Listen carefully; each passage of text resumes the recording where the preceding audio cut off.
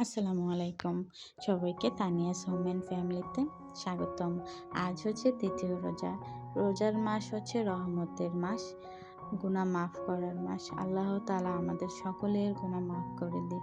আমিন। আজকের দিনটা এখান থেকেই শুরু করলাম। বাগানের গাছগুলোতে আরকি পানি দেয়া থেকে।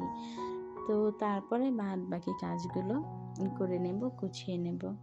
তো বাচ্চাদের ঘর যতই পরিষ্কার করো না কেন, ঝাড়ু দাও না কেন, ময়লা থেকেই যায়। মনে হয় যে যতই ঝাড়ু দাও ময়লা শুধু বেরই হয় এরকম। আর এত মানে বাকি রুমের মধ্যে এতগুলো ময়লা বের হবে না বা ময়লা দেখা যাবে না, বাচ্চাদের রুমে যতটা ময়লা দেখা যায়। দুষ্টু বাচ্চারা দুষ্টামি করে নোংরা করে রাখে সবকিছু। ঘরটা ঝাড়ু দিয়ে তারপরে হচ্ছে কাপড় চোপড় ধুতে দিয়ে দিব। আর কাল হচ্ছে পাপোশগুলো ধুয়ে দিয়েছিলাম, ওগুলোই যার যার স্থানে রেখে দিলাম।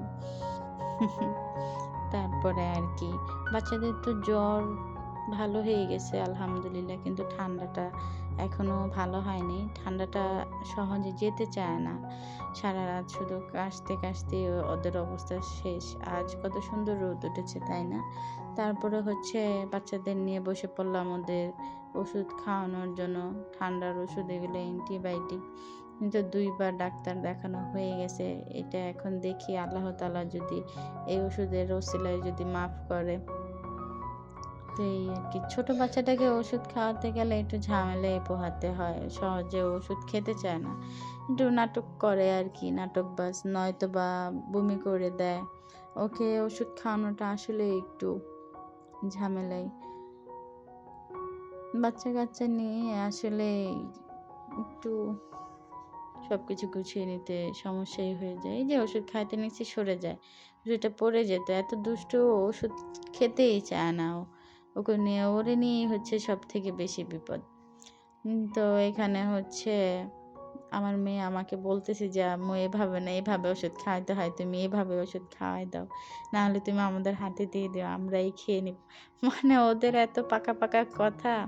তারপরে ওনারা হচ্ছে খুশি যে ওনারা টিভি দেখতে যাবে, যে বলছি যে, "আচ্ছা যাও।" ওহ! খুশিতে দৌড় দিয়ে চলে গেছে। এখান দিয়ে দেখলাম যে কাপড়-চোপড় ধোয়া হয়ে গেছে, তো সেগুলো হচ্ছে বারান্দায় মেলে দিব। তারপরে হচ্ছে রান্না-বান্নার কাজে চলে যাব। যেহেতু রমজান মাস, শুধু রোজা রেখে খালি পেটে থাকলে তো হবে না। আল্লাহ তাআলার ইবাদত করতে হবে, যেটা আমাদের প্রত্যেক দিনই করা উচিত। কিন্তু সেটা আমরা করি না বা করা হয় না। তো রমজান মাসে তো আল্লাহ তাআলার কাছে যত গুনাহ করেছি সেগুলোর জন্য তো মাফ চেয়ে নিতেই হবে। তো এই আরকি, ডালটা বসিয়ে দেব। আর হচ্ছে আদা রসুন এনেছিল না সেদিন, ওগুলো হচ্ছে ব্লেন্ড করে নেব।